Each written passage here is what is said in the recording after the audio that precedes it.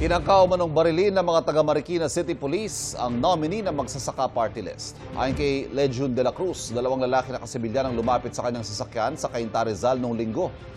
Bumunot daw ng baril ang isa sa kanila at pinaputukan umano ang sasakyan ni de la Cruz kaya agad siyang nagmaneho palayo. Inabol daw si de la Cruz ang dalawang lalaki hanggang makorner siya sa isang village. Doon lang umano may nagpakilalang pulis kaya sumuko raw si de la Cruz. Nasa kustodiya na siya ng Marikina Police. Sabi naman ng pulisya, binaril pa rin umano sila ni De La Cruz kahit nung nagpakilala na silang pulis. Hinuli raw si De La Cruz dahil meron siyang dalawang outstanding warrants of arrest mula sa Las Piñas Regional Trial Court. Ayon sa abogado ni De La Cruz, si Attorney General Du, para ito sa kasong pagpatay noong 1992 pero mali ang spelling ng pangalan sa warrant.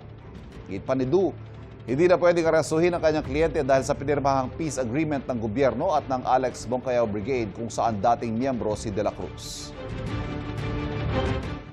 We believe that this is a failed assassination attempt on our client.